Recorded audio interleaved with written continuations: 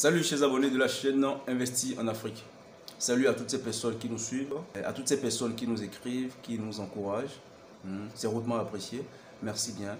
Aujourd'hui, nous sommes encore là pour répondre à la préoccupation, au questionnement de nos abonnés. Nous allons rapidement vous le lire et en tirer notre propre conclusion. Écoutez-le. Voilà.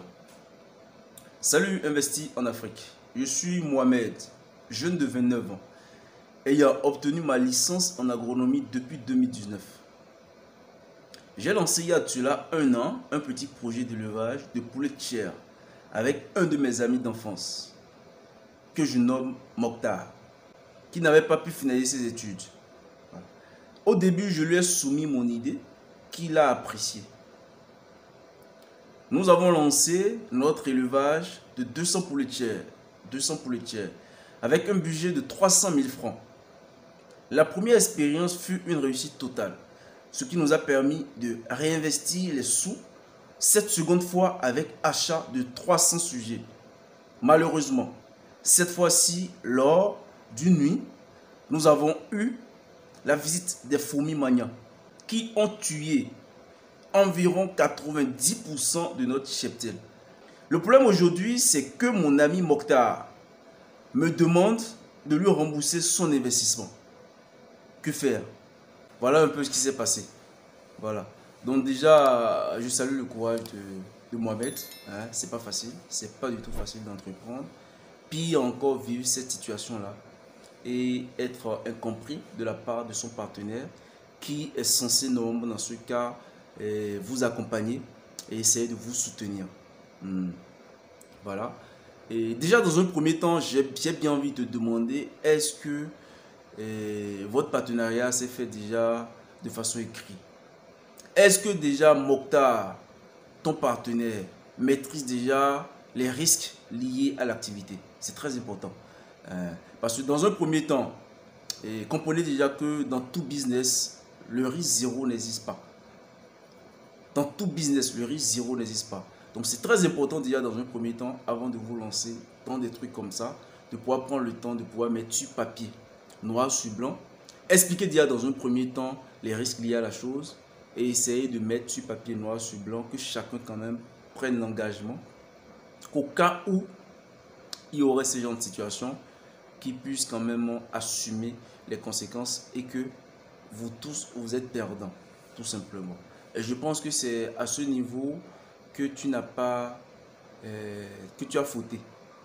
C'est à ce niveau que tu as fauté parce que dans un premier temps, si déjà il y avait déjà cet engagement qui a été pris, je ne pense pas quand même que Mokhtar aujourd'hui serait en train quand même de te réclamer l'investissement qu'il a eu à faire.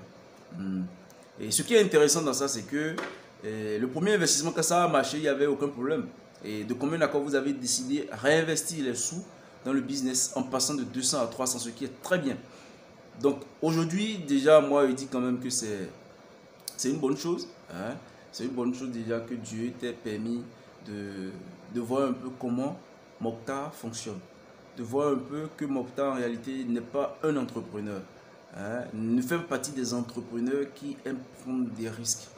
Parce qu'il y a de ces entrepreneurs-là, lorsque ils ne commencent pas à entendre le côté risque, lorsque tu leur dis, tu leur présentes au business, tu leur dis quand même qu'il y a un risque dedans, un risque de perte automatiquement, ils prennent la clé des champs. Donc, à ces personnes-là, il est très dangereux de faire affaire avec eux.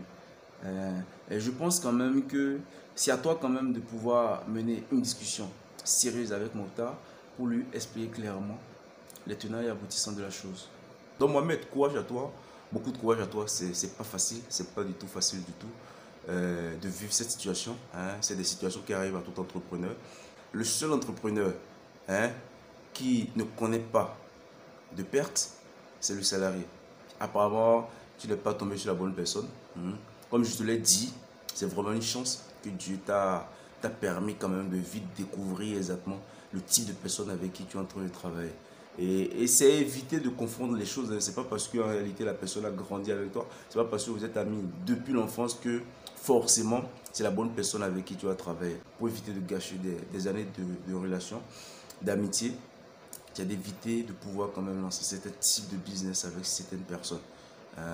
Donc voilà, vraiment force à toi, Mohamed, force à toi. L'entrepreneuriat est vraiment très délicat, c'est très délicat. Et on rencontre tout type de personnes, je te dis, tout type de personnes. Ça te permet déjà de tirer quelques leçons propres à toi. Et je pense, je suis très sûr d'ailleurs que les fois à venir, quand tu vas vouloir t'associer avec quelqu'un, tu prendras tes dispositions, que ce genre de trucs ne t'arriveront plus. Tu comprends? Donc voilà, courage à toi, Mohamed. Si vous avez déjà vécu le même cas, surtout n'oubliez pas de nous donner, de nous mettre en commentaire comment c'est passé, quelle stratégie vous avez mis en place pour quand même régler le problème auquel vous avez eu à faire face.